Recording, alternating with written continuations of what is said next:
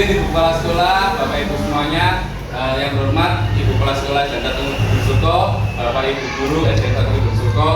Puji syukur karena Allah Subhanahu Wa Taala yang mana pada kesempatan pagi hari ini kita bisa bertemu di ruang guru untuk tatap muka.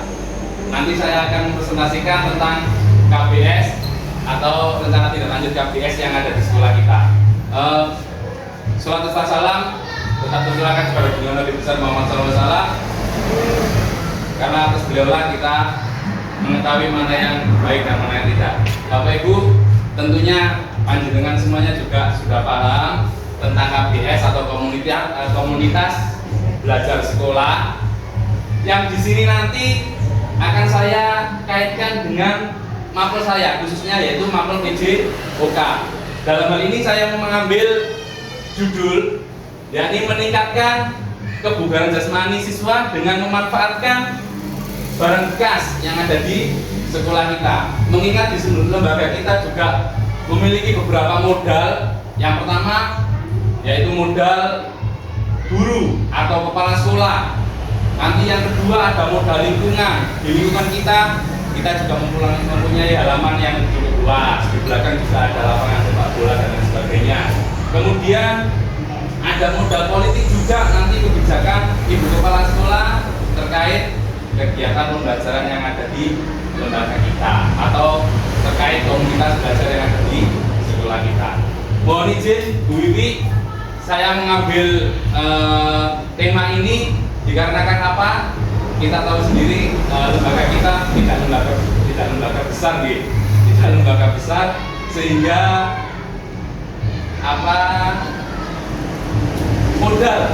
modal atau pendanaan untuk kegiatan-kegiatan yang menunjang pembelajaran di sekolah kita itu terbatas, sehingga saya mengambil judul memanfaatkan barang bekas yang bisa digunakan untuk kegiatan pembelajaran. Lanjut Bapak Ibu, ini adalah pengertian komunitas belajar sekolah, yakni sekelompok pendidik atau tenaga pendidik yang belajar bersama-sama. Gunanya untuk apa? Untuk meningkatkan kualitas pembelajaran, sehingga dampaknya tidak hanya pada peserta didik, namun ada ketersinambungan antara Bapak Ibu guru dan wali murid.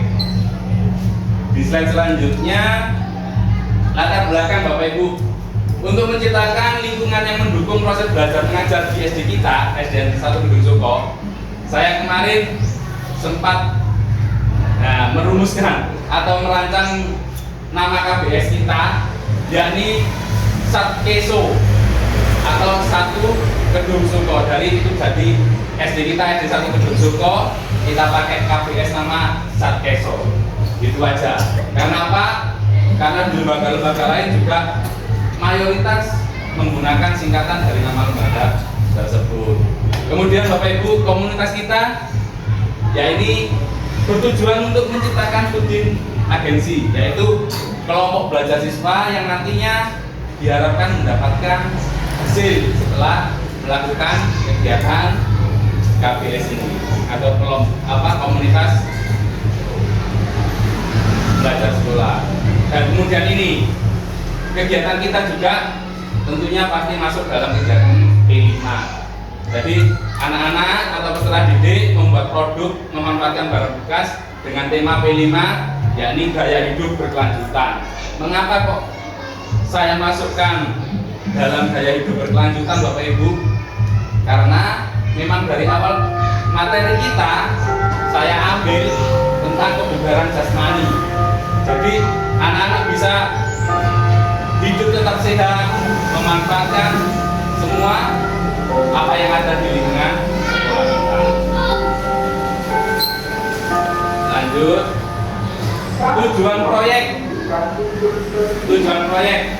Yang pertama, siswa dapat memahami pentingnya olahraga dalam menjaga kesehatan. Pastinya tentunya kita setiap melakukan pembelajaran PJOK sudah menyampaikan Bapak Ibu pentingnya menjaga kesehatan. Mulai dari tidak membuang sampah sembarangan, itu kan kebiasaan juga bisa menjaga kesehatan, menjaga lingkungan. Nah, seperti itu. Siswa dapat merancang dan menyajikan rencana kegiatan fisik sederhana yang bisa dilakukan di rumah atau di sekolah. Harapan saya, apa yang saya sampaikan di sekolah waktu pembelajaran PJOK bisa dilakukan juga di rumah. Maka dari itu, dalam kegiatan atau pembelajaran PJOK, saya sering memanfaatkan apa yang ada di lingkungan gitu aja. Misalkan materinya permainan sepak bola, saya kaitkan dengan aktivitas sehari-hari. Voli juga saya kaitkan dengan aktivitas sehari-hari sehingga anak-anak bisa melakukannya di rumah. Siswa dapat merancang dan menyajikan rencana kegiatan baik fisik sederhana yang bisa dilakukan di rumah atau di sekolah. Itu tadi seperti yang saya sampaikan di tujuan yang kedua tadi.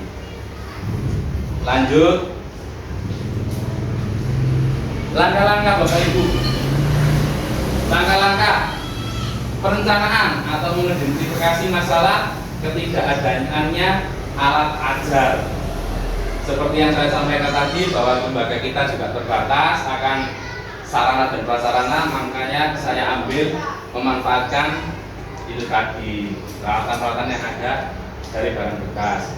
Yang kedua, penelitian dari aset yang ada, bagaimana cara menemukan solusi dari masalah tersebut.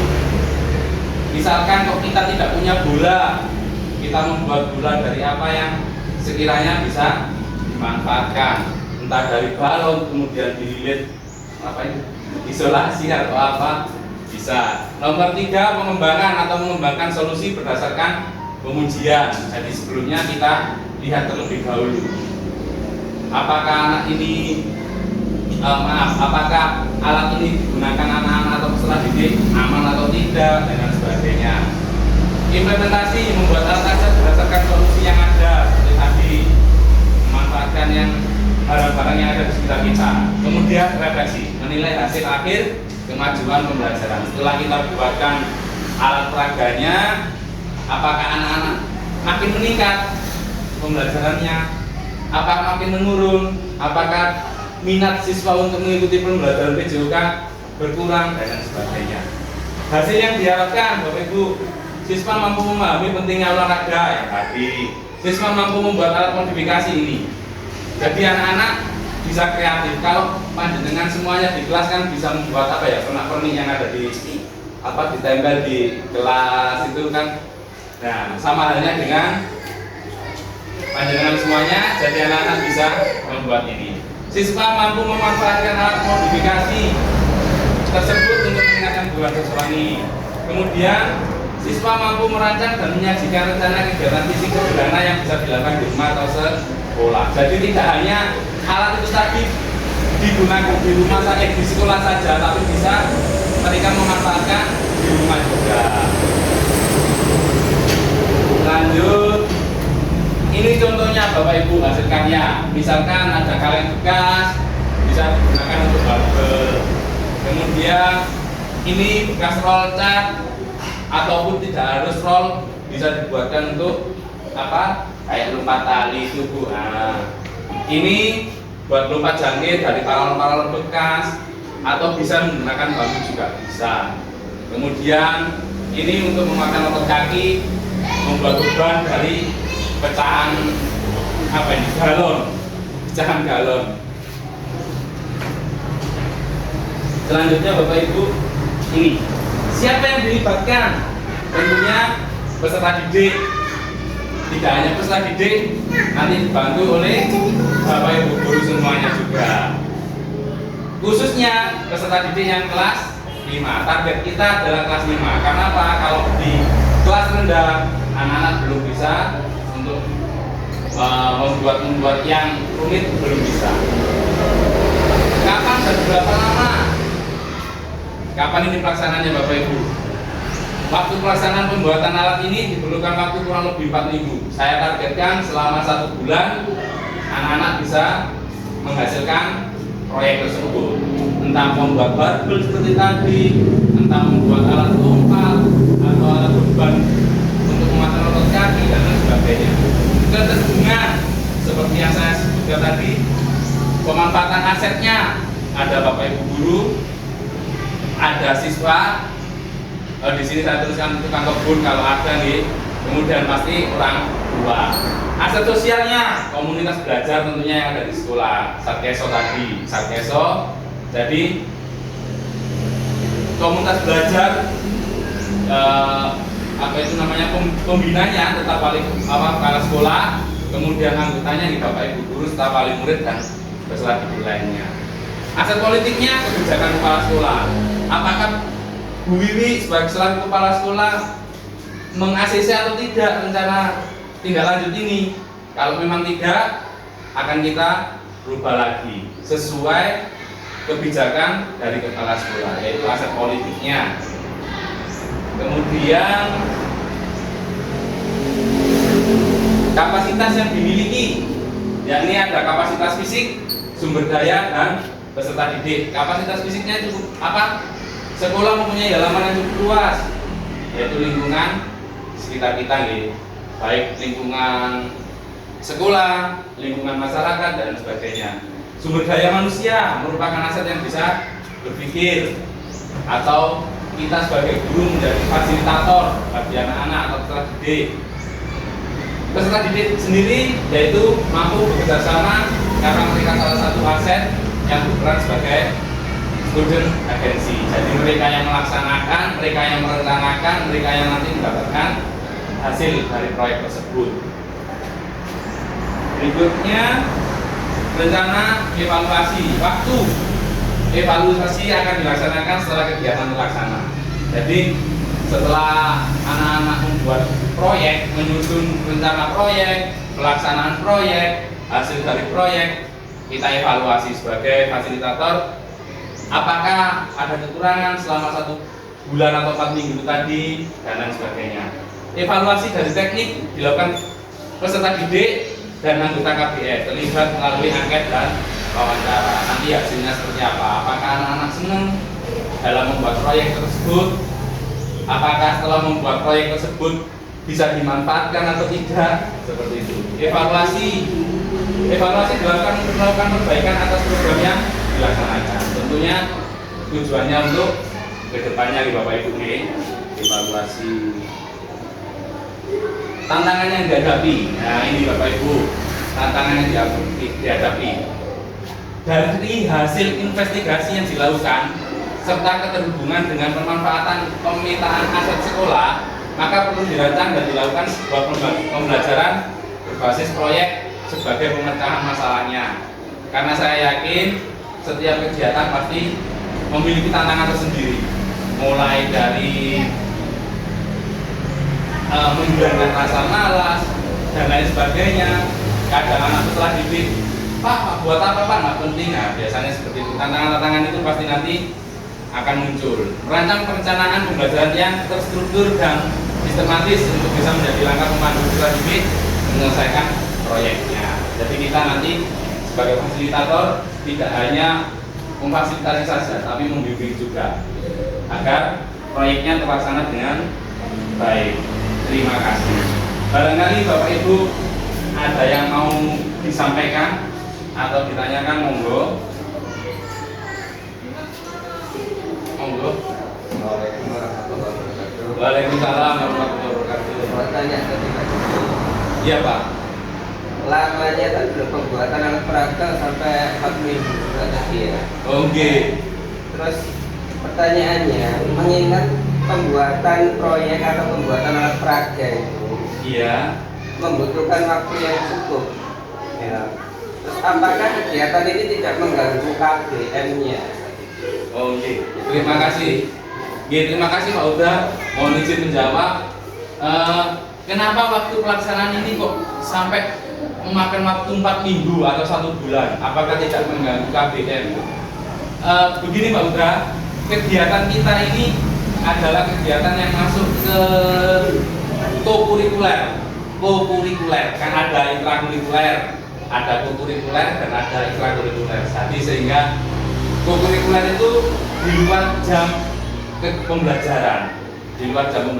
Kita bisa memanfaatkan waktu luang, entah sepulang sekolah mengambil waktu setengah jam atau 1 jam gitu. Jadi untuk KBM yakni intrakurikuler, kalau kokurikuler itu di luar KBM, ada lagi juga nanti ekstra yang tujuannya ekstrakurikuler itu tujuannya untuk mendapatkan hasil fokus pada tujuan belajar. Seperti nih Pak Ustaz. Oke, oke, terima kasih. Jadi sehingga tidak setiap hari anak-anak melakukan ini. Kalau setiap hari melakukan ini, pulau lebih seneng kan? Enggak, jadi kegiatannya di luar KBM. Seperti itu. Monggo barangkali ada lagi. Oke, Gus, monggo. Iya. Assalamualaikum warahmatullahi wabarakatuh. Waalaikumsalam warahmatullahi wabarakatuh. Terkait pemaparan yang telah disampaikan tadi, Oke. saya bertanya terkait kegiatan KBS ini ya. Dalam kegiatan KBS ini, apakah hanya mapel PJK saja yang bisa memanfaatkan hasil karya yang sudah dihasilkan oleh peserta? Oh, nggih. Terima kasih banyak, Gus. Contoh hasil karya yang bisa digunakan ini. Ini tadi memang sengaja saya mengambil contoh beberapa contoh yang digunakan untuk mapel PJK. Namun hasil karyanya dimanfaatkan anak-anak dari barang bekas itu bisa dimanfaatkan juga oleh bapak ibu guru mapel lain atau guru kelas. Jadi pembelajaran yang ada di kelas memang contoh materi pelajaran pengetahuan alam kita manfaatkan. Kita menggunakan hasil karya apa? Nanti bisa dimanfaatkan. Oh itu yang kemarin di komunitas belajar sekolah taman sudah buat, jadi bisa dikaitkan atau disinambungkan. Jadi tidak hanya hasil ini digunakan untuk mapel PJK saja, tidak. Nanti kita bisa menyesuaikan. Dan KBS tidak semata-mata hanya untuk mapel PJK, tapi semua dari Bapak Ibu guru juga bisa merancang apa, membuat apa, nanti semua terlibat, termasuk nanti dari mapel PJOK, mapel PAI, bahasa Inggris, semuanya terlibat, saling membantu, seperti itu Bu. Terima kasih. Oke. Ada lagi Bapak Ibu? Cukup.